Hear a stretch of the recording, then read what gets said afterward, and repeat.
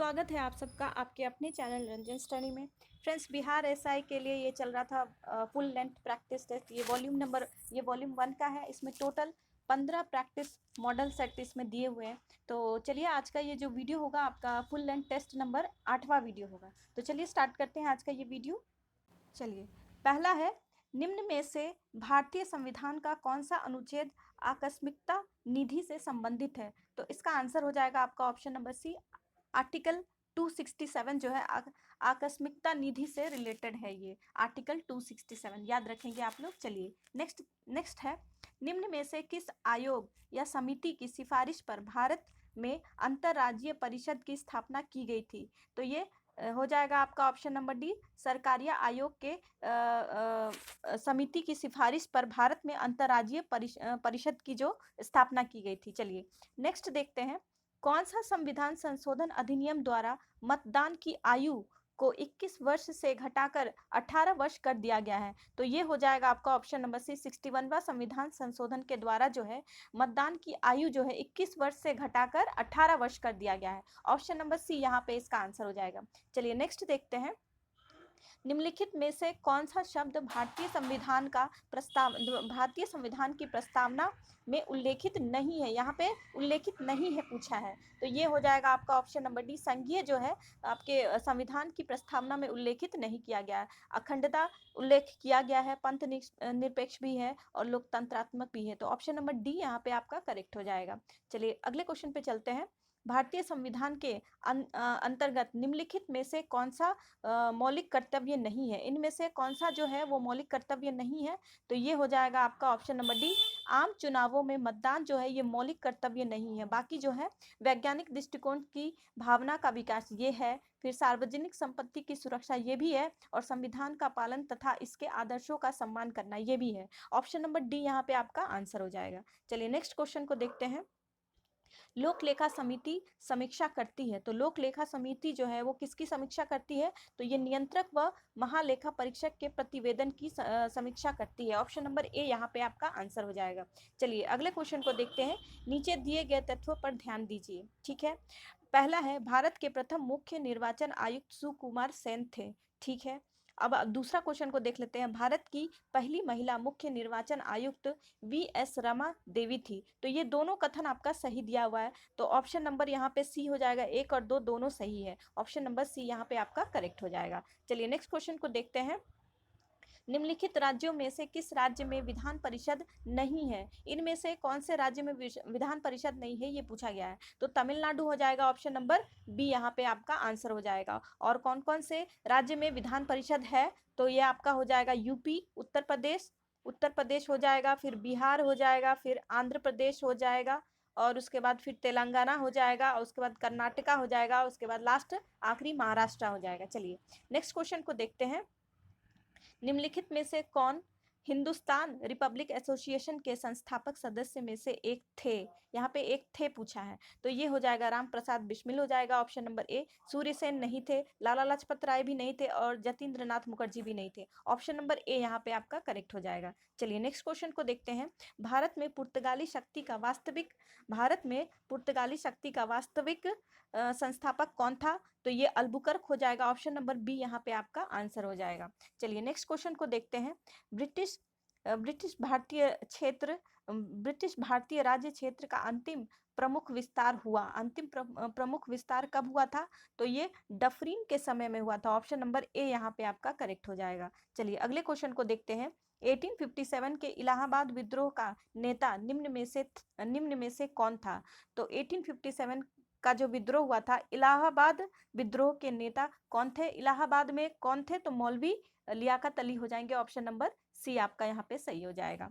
चलिए नेक्स्ट है, निम्नलिखित में से किस सत्याग्रह आंदोलन में गांधी जी ने प्रत्यक्ष रूप से भाग नहीं लिया था? तो ये वाईकॉम सत्याग्रह हो जाएगा। राजकोट सत्याग्रह में भाग लिए थे, खेड़ा आंदोलन में भी भाग लिए थे, और असहयोग में भी भाग लिए थे। तो ऑप्शन नंबर सी यहाँ पे आपका करेक्ट हो जाएगा। चलिए नेक्स्ट क्वेश्चन को देखते हैं, सर्वाधिक ऋग्वैदिक सूक्त किस देवता को समर्पित है? तो ये इंद्र देवता को समर्पित था। सबसे ज्यादा जो सूक्त था ऋग्वैदिक में वो इंद्र देवता को समर्पित था। ऑप्शन नंबर बी यहाँ पे आपका करेक्ट हो जाएगा। चलिए नेक्स्ट क्वेश्चन को देखते हैं, प्राचीन काल में तीर्थंकर शब्द संबंधित है? तो प्राचीन काल में तीर्थंकर शब्द जो है वो जैन धर्म से संबंधित था। ऑप्शन नंबर बी यहाँ पे आपका करेक्ट हो जाएगा।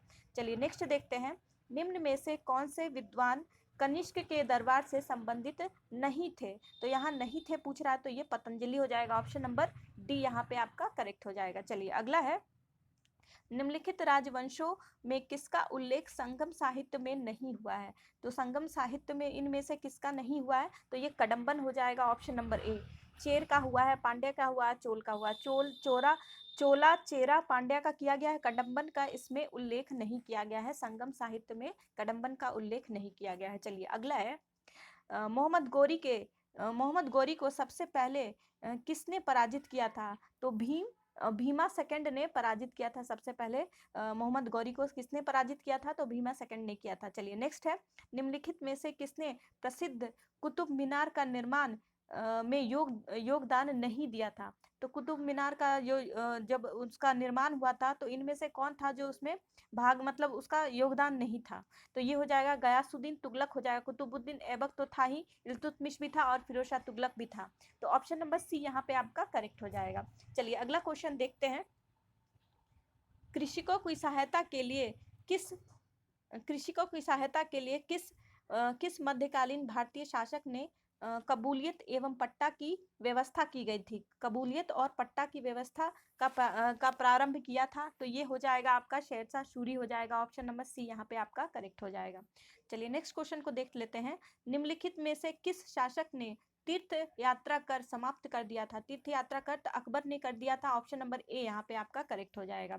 चलिए नेक्स्ट है, विश्व स्वास्थ्य संगठन का मुख्यालय कहाँ है? तो विश्व स्वास्थ्य संगठन का मुख्यालय जो है आपका हेडक्वार्टर हो जाएगा, इसका हेडक्वार्टर जिनेवा हो जाएगा। ऑप्शन नंबर डी आपका यहाँ पे आंसर हो जाएगा। इसमें टोटल कितने सदस्य हैं डब्ल्यूएचओ में? तो इसमें डब्ल्यूएचओ में 194 टोटल सदस्य देश हैं। चलिए अगले क्वेश्चन पे चलते हैं, भारत का स्टैच्यू ऑफ यूनिटी किस राज्य में स्थित है? तो स्टैच्यू ऑफ यूनिटी पूछा है तो ये गुजरात में हो जाएगा। ऑप्शन नंबर ए यहाँ पे आपका सही हो जाएगा। चलिए अगला है, बुकर पुरस्कार जीतने वाली पहली भारतीय महिला कौन है? तो बुकर पुरस्कार जीतने वाली पहली भारतीय महिला जो है वो अरुंधति रॉय हो जाएगी। ऑप्शन नंबर सी यहाँ पे आपका करेक्ट हो जाएगा। चलिए अगला देख लेते हैं, विश्व मरुस्थलीय और सूखा रोकथाम दिवस किस दिन को मनाया जाता है? तो ये 17 जून को मनाया जाता है। ऑप्शन नंबर सी यहाँ पे आपका करेक्ट हो जाएगा।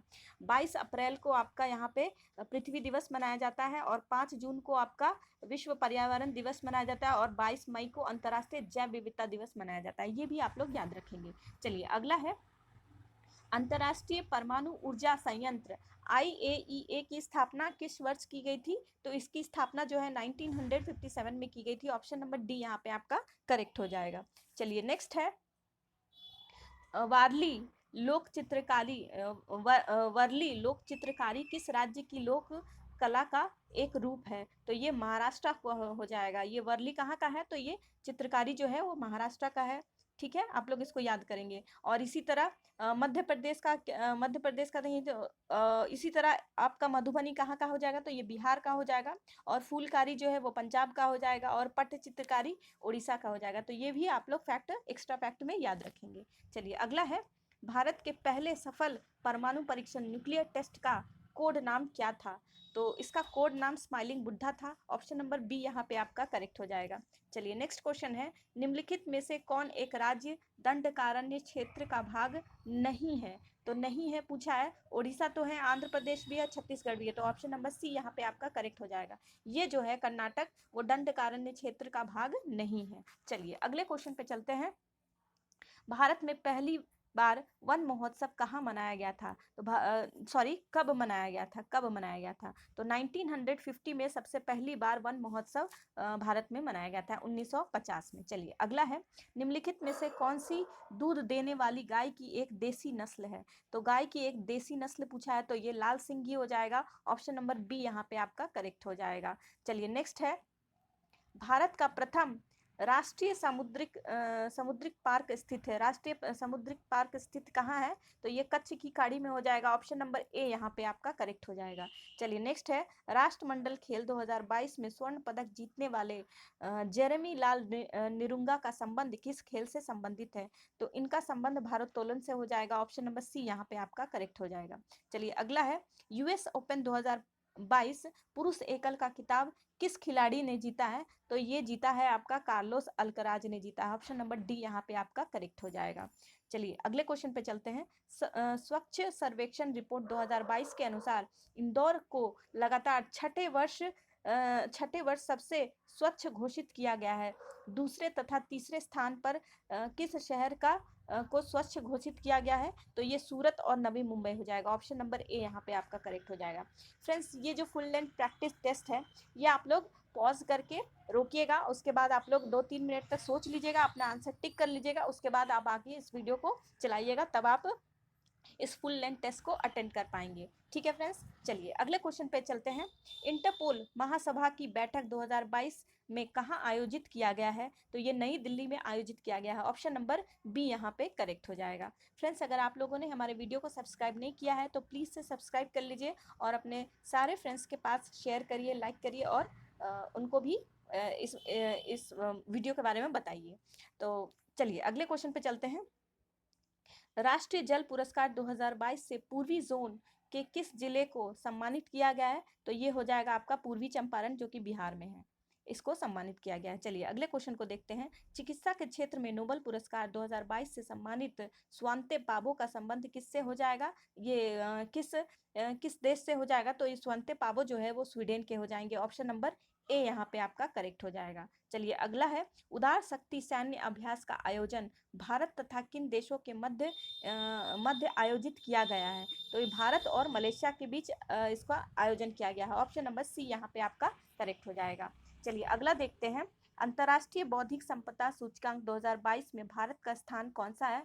तो अंतर्राष्ट्रीय बौद्धिक संपदा में भारत का स्थान 43 हो जाएगा। ऑप्शन नंबर डी यहाँ पे आपका करेक्ट हो जाएगा। याद रखेंगे, ये 2022 का मतलब इंडेक्स है। ये 2022 में जारी किया गया इंडेक्स है। 2022 में बौद्धिक संपदा सूचकांक में इंडिया का स्थान 43 रहा है। चलिए अगला है, लीव नो वन बिहाइंड विषय के साथ 2022 में निम्नलिखित में से कौन सा दिवस मनाया गया? तो ये जो है विश्व खाद्य दिवस मनाया गया है। ऑप्शन नंबर डी यहाँ पे सही हो जाएगा। लिविंग नो वन बिहाइंड, इससे कौन सा दिवस मनाया गया है? तो विश्व खाद्य दिवस मनाया गया है। ऑप्शन नंबर डी यहाँ पे आपका आंसर हो जाएगा। चलिए अगला है, शालबुग वेटलैंड्स जो है वो रिजर्व किस राज्य या केंद्र शासित प्रदेश में है?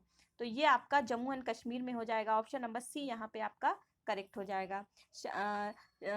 शालबुग वेटलैंड्स रिजर्व जो है वो जम्मू एंड कश्मीर में स्थित है। इसे अगस्त 2022 में भारत के 75वें नंबर का आर्द्र भूमि के स्थल के रूप में रामसर सूची में शामिल किया गया है। चलिए अगला क्वेश्चन देखते हैं। भारत सरकार ने 200 करोड़ वैक्सीन डोज का लक्ष्य कब तक प्राप्त किया है? तो ये हो जाएगा आपका 17 जुलाई 2022 हो जाएगा। ऑप्शन नंबर बी यहाँ पे आपका करेक्ट हो जाएगा। चलिए नेक्स्ट क्वेश्चन है, वित्तीय वर्ष 2022-23 में कितने रोपवे परियोजना को शुरुआत करने की घोषणा की गई है? तो टोटल 8 रोपवे परियोजना को शुरुआत करने की घोषणा की गई है। ऑप्शन नंबर बी यहाँ पे आपका करेक्ट हो जाएगा। चलिए नेक्स्ट है, तमिलनाडु सरकार ने किसके जन्मदिन को सम्मानित समानता दिवस के रूप में मनाने की घोषणा की गई है? तो ये हो जाएगा आपका option number B, doctor Ambedkar, Bhimrao Ambedkar ji के जन्म दिवस पर समानता दिवस के रूप में मनाने की घोषणा की गई है। चलिए अगला है, 23वें एससीओ शिखर सम्मेलन की मेजबानी 2023 में किस देश के द्वारा किया जाएगा? तो ये भारत के द्वारा किया जाएगा। ऑप्शन नंबर सी यहाँ पे आपका करेक्ट हो जाएगा। चलिए अगला है, युवा 2.0 योजना की शुरुआत किस मंत्रालय द्वारा किया गया है? तो ये शिक्षा मंत्रालय द्वारा किया गया है। ऑप्शन नंबर ए यहाँ पे आपका करेक्ट हो जाएगा। चलिए नेक्स्ट है, द इंडिया स्टोरी पुस्तक के लेखक कौन है? द इंडिया स्टोरी पुस्तक के लेखक हो जाएंगे विमल जालान। ऑप्शन नंबर सी यहाँ पे आपका करेक्ट हो जाएगा। चलिए नेक्स्ट है, भारत की खारे पानी से जलने वाली लालटेन का शुभारंभ कहाँ से किया गया है और इसका नाम क्या है? तो इसका नाम जो है वो रोशनी हो जाएगा। ऑप्शन नंबर डी यहाँ पे आपका करेक्ट हो जाएगा। चलिए नेक्स्ट है, निम्नलिखित में किसके उत्पादन में ओडिशा का स्थान प्रथम नहीं है? तो नहीं पूछा गया है, यह ध्यान रखेंगे। तो ये कोयला हो जाएगा। तो पहले स्थान पे लॉ बॉक्साइट भी हो जाएगा, क्रोमाइट भी हो जाएगा और लॉ एस्क भी हो जाएगा, लेकिन कोयला उड़ीसा जो है कोयले के उत्पादन में पहले स्थान पर नहीं है। ऑप्शन नंबर डी यहाँ पे आपका करेक्ट हो जाएगा। चलिए नेक्स्ट क्वेश्चन को देखते हैं। वन स्थिति रिपोर्ट 2021 के अनुसार भारत का वृक्षावरण, यहाँ पे वृक्षावरण प्रतिशत क्या है? तो ये पूछा है। तो ये हो जाएगा आपका 2.91%। ऑप्शन नंबर सी यहाँ पे आपका करेक्ट हो जाएगा, 2.91%। चलिए नेक्स्ट क्वेश्चन है, सुभाष चंद्र बोस आपदा प्रबंधन पुरस्कार 2022 हेतु व्यक्तिगत श्रेणी में किसे चुना गया है? व्यक्तिगत श्रेणी में यहाँ पे विनोद वर्मा जी को चुना गया है। ऑप्शन नंबर बी यहाँ पे आपका करेक्ट हो जाएगा। चलिए नेक्स्ट है, हाल ही में जारी रिपोर्ट के अनुसार बिहार में गरीबी का प्रतिशत क्या है? तो बिहार में गरीबी का प्रतिशत 51.91% है। ऑप्शन नंबर बी यहाँ पे आपका करेक्ट हो जाएगा। चलिए नेक्स्ट है, आईसीसी T20 वर्ल्ड कप 2022 का विजेता कौन सा देश है? आईसीसी T20 वर्ल्ड कप का विजेता जो है वो इंग्लैंड हो जाएगा। ऑप्शन नंबर सी यहाँ पे आपका करेक्ट हो जाएगा। निम्नलिखित में से किसे संयुक्त राष्ट्र के जलवायु प्रमुख के रूप में चुना गया है? जलवायु प्रमुख के रूप में किसे चुना गया है? तो साइमन स्टील को चुना गया है। ऑप्शन नंबर बी यहाँ पे आपका करेक्ट हो जाएगा। चलिए नेक्स्ट क्वेश्चन को देखते हैं। अगला है, अंतर्राष्ट्रीय पर्वत दिवस मनाया जाता है। तो अंतर्राष्ट्रीय पर्वत दिवस जो है वो 11 दिसंबर को मनाया जाता है। ऑप्शन नंबर ए यहाँ पे आपका करेक्ट हो जाएगा। चलिए नेक्स्ट है, मेजर ध्यानचंद खेल रत्न अवार्ड 2022 से किसे सम्मानित किया गया है? तो ये शरद कमल अचंता हो जाएंगे। ऑप्शन नंबर सी यहाँ पे आपका करेक्ट हो जाएगा। चलिए नेक्स्ट है, पिंडार निम्नलिखित में से किसकी सहायक नदी है? तो पिंडार जो है वो इनमें से किसकी सहायक नदी हो जाएगी? तो ये अलकनंदा की सहायक नदी हो जाएंगी, ट्रिब्यूटरी जिसको हम कहते हैं। ऑप्शन नंबर बी यहाँ पे आपका करेक्ट हो जाएगा। चलिए नेक्स्ट है, केंद्रीय मृदा संरक्षण बोर्ड का गठन किस वर्ष किया गया था? तो ये 1953 में किया गया था। ऑप्शन नंबर सी यहाँ पे आपका करेक्ट हो जाएगा। चलिए नेक्स्ट है, प्रमुख एल्यूमिनियम कंपनी नाल्को की स्थापना किस देश की सहयोग से किया गया है? तो नाल्को की स्थापना जो है वो किस देश के सहयोग के साथ किया गया है? तो ये फ्रांस के सहयोग के साथ किया गया है। नाल्को फ्रांस के सहयोग के साथ किया गया है। ऑप्शन नंबर ए आपका सही हो जाएगा। चलिए अगला है, बाल्को जो है आपका रशिया के सहयोग से किया गया है। माल्को जो है वो इटली के सहयोग से किया गया है। और वेदांता जो है, वेदांता वो जर्मनी के सहयोग से किया गया है। और हिंडाल्को जो है वो यूएसए के सहयोग से किया गया है। तो इसको भी आप लोग याद कर रखेंगे। इटली जो है उसको माल्को कंपनी के सहयोग के लिए किया गया है। इटली ने किया है। चलिए अगला क्वेश्चन है, भारत की जलीय समुद्री सीमा के साथ कितने देश जुड़े हैं? तो भारत की जलीय समुद्री सीमा के साथ कितने देश जुड़े हैं? तो ये टोटल 7 देश को जोड़ा गया है। ऑप्शन नंबर सी यहाँ पे आपका करेक्ट हो जाएगा। चलिए नेक्स्ट है, ग्रीनलैंड द्वीप स्थित है। तो ग्रीनलैंड द्वीप जो है वो कहाँ स्थित है? तो ये आर्कटिक महासागर में हो जाएगा। ऑप्शन नंबर सी यहाँ पे आपका आंसर हो जाएगा। चलिए नेक्स्ट है, शिमला, मंसूरी, मनाली आदि किस हिमालय का भाग है? शिमला, मंसूरी और मनाली जो है वो किस हिमालय का भाग हो जाएगा? तो ये लघु हिमालय का भाग हो जाएगा। ऑप्शन नंबर सी यहाँ पे आपका करेक्ट हो जाएगा। चलिए अगला है, भारत तथा म्यांमार को कौन सा दर्रा जोड़ता है? भारत और म्यांमार को तुजु दर्रा जोड़ता है। ऑप्शन नंबर ए यहाँ पे सही हो जाएगा। चलिए नेक्स्ट है, राकापोशी पर्वत कहाँ स्थित है? तो राकापोशी पर्वत जो है वो पाकिस्तान में हो जाएगा। ऑप्शन नंबर बी यहाँ पे आपका करेक्ट हो जाएगा। चलिए अगला देख लेते हैं, निम्नलिखित में से कौन सा अपवर्तनांक का मात्रक है? तो इनमें से कोई नहीं हो जाएगा। ऑप्शन नंबर डी यहाँ पे आपका करेक्ट हो जाएगा। चलिए नेक्स्ट क्वेश्चन को देखते हैं, वोल्ट मीटर का उपयोग किसके मापन में किया जाता है? तो वो वोल्ट मीटर का उपयोग जो है विभवांतर को मापने के लिए किया जाता है। ऑप्शन नंबर सी यहाँ पे आपका करेक्ट हो जाएगा। चलिए अगला क्वेश्चन देखते हैं। नेक्स्ट है, किसी गतिशील वस्तु की गतिज ऊर्जा जिसको हम काइनेटिक एनर्जी कहते हैं किस पर निर्भर करती है? तो काइनेटिक एनर्जी जो है वो द्रव्यमान और वेग पर डिपेंड करती है। ऑप्शन नंबर ए यहाँ पे आपका करेक्ट हो जाएगा। चलिए नेक्स्ट क्वेश्चन को देखते हैं। न्यूटन के गति के प्रथम नियम को अन्य किस नियम से जाना जाता है? तो ये जड़त्व के नियम से जाना जाता है। ऑप्शन नंबर डी यहाँ पे आपका करेक्ट हो जाएगा। न्यूटन का जो पहला प्रिंसिपल है उसको हम जड़त्व का नियम भी कहते हैं, तो इसको आप लोग याद रखेंगे। और न्यूटन का सेकंड जो लॉ है वो संवेग का नियम हो जाएगा। और थर्ड लॉ जो है क्रिया और प्रतिक्रिया हो जाएगा। To every action there is an equal and opposite reaction हो जाएगा। चलिए अगले क्वेश्चन पे चलते हैं। गुरुत्वीय त्वरण जिसमें स्मॉल जी का मान जो है निम्न में से किस पर निर्भर नहीं करता है, ये पूछा गया है। तो ये वस्तु के द्रव्यमान पर डिपेंड नहीं करता है। ऑप्शन नंबर डी यहाँ पे आपका करेक्ट हो जाएगा। वस्तु के द्रव्यमान पर ये डिपेंड नहीं करता है। चलिए नेक्स्ट क्वेश्चन है। यदि एक तरंग मतलब वेव की आकृति मतलब आवृत्ति फ्रीक्वेंसी बढ़ती है तो इसकी वेवलेंथ पर क्या प्रभाव पड़ता है? तो इसका वेवलेंथ क्या होगा, वो घटती है। ऑप्शन नंबर बी यहाँ पे आपका करेक्ट हो जाएगा। चलिए नेक्स्ट है। किसी दर्पण के वक्रता की फोकस दूरी तथा त्रिज्या के बीच क्या संबंध होता है? तो R इक्वल्स टू 2F हो जाएगा। ऑप्शन नंबर बी यहाँ पे आपका करेक्ट हो जाएगा। चलिए नेक्स्ट है। किसी माध्यम में प्रकाश किरणों के झुकाव को क्या कहा जाता है? तो ये अपवर्तनांक कहा जाता है। ऑप्शन नंबर सी यहाँ पे आपका करेक्ट हो जाएगा। प्रतिरोधकता के व्युत्क्रम को क्या कहा जाता है? तो ये चालकता कहा जाता है। ऑप्शन नंबर ए यहाँ पे आपका करेक्ट हो जाएगा। चलिए नेक्स्ट है। किस वैज्ञानिक ने यह सुझाव दिया था कि तत्वों के प्रतीक को तत्व के नाम के एक या दो अक्षरों से बनाया जा सकता है? तो ये किसने कहा था? तो ये बर्जीलियस ने कहा था। ऑप्शन नंबर ए यहाँ पे आपका करेक्ट हो जाएगा। चलिए नेक्स्ट है। किसी परमाणु के नाभिक में मौजूद प्रोटॉन न्यूट्रॉन की कुल संख्या को किस रूप में जाना जाता है? ये द्रव्यमान की संख्या के रूप में जाना जाता है। ऑप्शन नंबर सी यहाँ पे आपका करेक्ट होगा। चलिए नेक्स्ट है। ग्रेफाइट परमाणु में संयोजी इलेक्ट्रॉन की संख्या कितनी होती है? तो ग्रेफाइट में टोटल कितनी होंगी? तो कार्बन से ही बना होता है तो उसमें टोटल 4 होंगी। कार्बन में 4 होता है तो ग्रेफाइट में भी 4 ही होगा, क्योंकि ग्रेफाइट भी कार्बन का ही बना होता है। इसलिए ऑप्शन नंबर सी यहाँ पे करेक्ट हो जाएगा। चलिए नेक्स्ट है। विसरण के संबंध में निम्नलिखित में से कौन सा कथन सत्य नहीं है? तो यहाँ पे कौन सा कथन सत्य नहीं है पूछा गया है। तो ऑप्शन नंबर ए ही जो है आपका सत्य नहीं है। गैसों के विसरण की दर उनके आयतन पर निर्भर करती है, तो यही आपका गलत दिया है। बाकी जो ऑप्शंस हैं आपके सारे सही दिए हैं। आप लोग इसको पॉज करके देख लीजिएगा सारे ऑप्शंस को। चलिए अगले क्वेश्चन पे चलते हैं।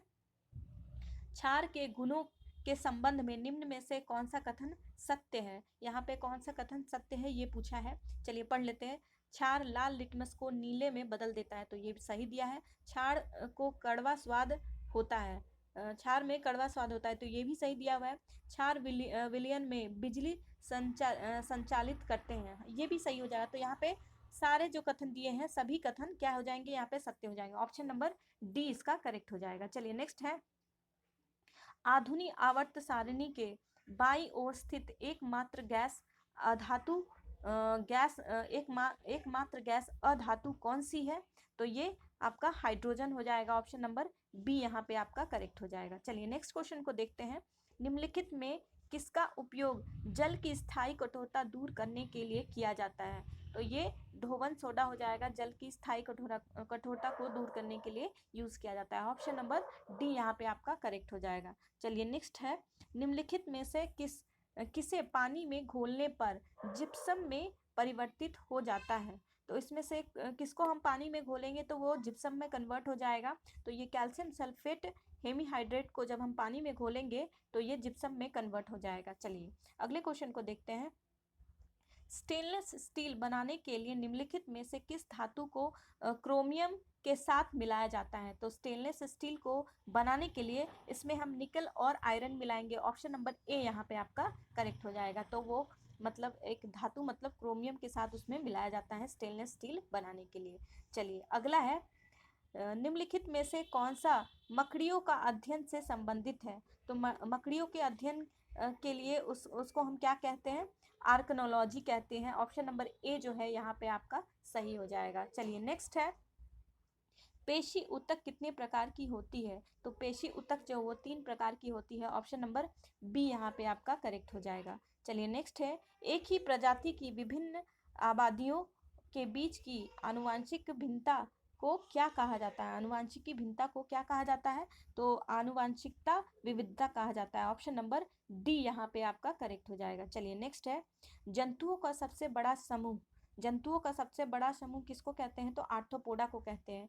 तो आर्थ्रोपोडा में इतने सारे जंतु हैं जो पृथ्वी पे सबसे ज़्यादा मात्रा में पाए जाते हैं। कौन से फैमिली के? तो आर्थ्रोपोडा फैमिली के। चलिए नेक्स्ट है, स्तनधारियों के हृदय में कितने प्रकोष्ठक होते हैं? तो स्तनधारियों के हृदय में टोटल 4 प्रकोष्ठक होते हैं। ऑप्शन नंबर डी यहाँ पे आपका सही हो जाएगा। चलिए नेक्स्ट क्वेश्चन को देखते हैं। अगला है, सेब के फल में लाली का कारण है। तो सेब जो है वो लाल किस कारण से होता है? तो एंथोसाइनिन के कारण सेब में जो लाल रंग हो जाता है, सेब जो पका हुआ दिखता है, वो एंथोसाइनिन के कारण वो दिखता है। चलिए अगला क्वेश्चन है, जीवन चक्र की दृष्टि से पौधे का सबसे महत्वपूर्ण भाग कौन सा हो जाएगा? तो पौधे का सबसे महत्वपूर्ण भाग पुष्प हो जाएगा। ऑप्शन नंबर सी यहाँ पे आपका करेक्ट हो जाएगा। चलिए नेक्स्ट है, सूची 1 को सूची 2 से सुमेलित करना है। तो यहाँ पे आप लोग इसको मैच करिए। सबसे छोटा बीज, तो इसका हो जाएगा सबसे छोटा बीज आर्किड हो जाएगा, 3 हो जाएगा। सबसे छोटा गुणसूत्र, तो सबसे छोटा गुणसूत्र हो जाएगा शैवाल हो जाएगा। और सबसे छोटा पुष्प, तो सबसे छोटा पुष्प जो है वो वुल्फिया हो जाएगा। और सबसे छोटी कोशिका गैलिसेप्टिकम, तो इसका हो जाएगा आपका माइकोप्लाज्मा। तो ऐसे आप लोग इसको मिला लेंगे और इसका जो मैच करेंगे तो ऑप्शन नंबर ए इसका यहाँ पे आपका आंसर हो जाएगा। चलिए नेक्स्ट क्वेश्चन को देखते हैं। निम्नलिखित में से किस समिति का संबंध मुद्रा आपूर्ति की अवधारणा से है? मुद्रा आपूर्ति की अवधारणा इनमें से किस समिति से रिलेटेड है? तो ये हो जाएगा वाई बी रेड्डी समिति। कौन सी हो जाएगी? तो वाई बी रेड्डी समिति हो जाएगी। ऑप्शन नंबर ए यहाँ पे आपका सही हो जाएगा। चलिए नेक्स्ट है, रुपए की परिवर्तनीयता का क्या तात्पर्य है? रुपए की परिवर्तनीयता का क्या तात्पर्य हो जाएगा? तो रुपए को अन्य मुद्रा में परिवर्तित करने हेतु अनुमति। ऑप्शन नंबर बी आपका यहाँ पे आपका करेक्ट हो जाएगा। चलिए नेक्स्ट है, किस वर्ष भारतीय रिजर्व बैंक का राष्ट्रीयकरण किया गया था? तो ये 1949 में किया गया था। भारतीय रिजर्व आरबीआई का नेशनलाइजेशन कब किया गया था? तो ये 1949 में किया गया था। ऑप्शन नंबर ए यहाँ पे सही हो जाएगा। चलिए नेक्स्ट क्वेश्चन है फ्रेंड्स, यहाँ से आपका 5 क्वेश्चन जो है, इसके बाद आपको 5 क्वेश्चन मैथ से मिलेंगे देखने को। आगे देख लेते हैं। 8 मूल उद्योगों के सूचकांक में निम्न में से किसको सर्वाधिक महत्व दिया गया है? तो इसमें से किसको सबसे ज़्यादा महत्व दिया गया है? तो रिफाइनरी उत्पाद को सबसे ज़्यादा महत्व दिया गया है। ऑप्शन नंबर डी यहाँ पे आपका सही हो जाएगा। चलिए अगला जो क्वेश्चन है आपका देख लेते हैं। ये आपका है मैथ से रिलेटेड है, तो इसका आंसर आप लोग देख लीजिए। 96 नंबर का आंसर हो जाएगा आपका 1845 हो जाएगा। ऑप्शन नंबर ए इसका यहाँ पे आंसर हो जाएगा। चलिए नेक्स्ट है, इसका आंसर हो जाएगा, यहाँ पे आप लोग इसको सॉल्व कर लेंगे तो इसका आंसर आएगा 843 आएगा। ऑप्शन नंबर डी इसका आंसर हो जाएगा। चलिए अगले क्वेश्चन का आंसर हो जाएगा आपका ऑप्शन नंबर बी हो जाएगा, 12 दिन इसका आंसर होगा। चलिए अगला क्वेश्चन को देखते हैं। इसका आंसर हो जाएगा 99 का आंसर हो जाएगा ऑप्शन नंबर डी, 150 आएगा। इसको सॉल्व करके आप लोग देख लीजिएगा। और आज के इस प्रैक्टिस सेट का आखिरी क्वेश्चन है और इसका आंसर हो जाएगा आपका ऑप्शन नंबर बी हो जाएगा, 10,500 रुपये हो जाएगा। ऑप्शन नंबर बी यहाँ पे आंसर हो जाएगा। फ्रेंड्स आप लोग इसको सॉल्व कर लीजिएगा और आंसर को मैच करने की कोशिश करिएगा। थैंक यू फ्रेंड्स, मिलते हैं फिर आपसे नए वीडियो में और हमारा वीडियो को देखने के लिए बहुत बहुत धन्यवाद। Thank you.